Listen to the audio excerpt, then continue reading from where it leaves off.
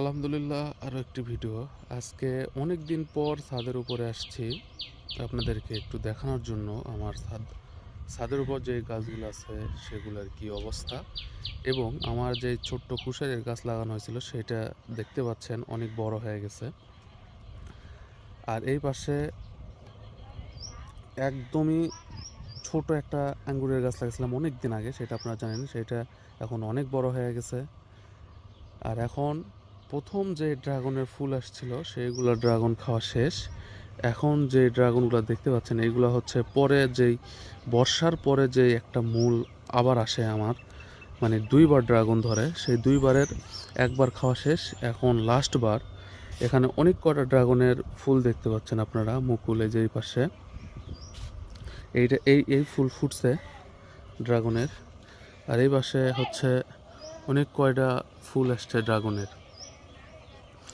আর বর্ষার প্রথমে যে ড্রাগনের ফল ধরে সেটাতে অনেক প্রবলেম দেখা দিছিল, পোকা ধরছিল, তারপরে ড্রাগনের ফুলগুলো নষ্ট হয়ে যাচ্ছিল। কিন্তু এখন দেখা যাচ্ছে মোটামুটি খুবই ভালো ফুলও আসছে, আবার নতুন করে ড্রাগনগুলো বড় বড় হয়েছে, অনেক বড় বড়।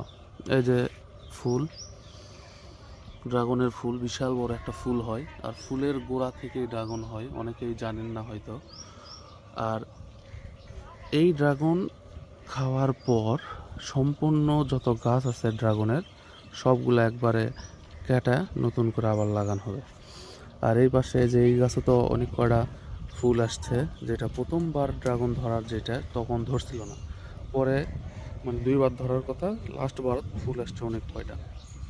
যেই পাশেও অনেক কয়টা ফুল, মানে প্রচুর পরিমাণ ফুল আসছে সব গাছেতেই মোটামুটি।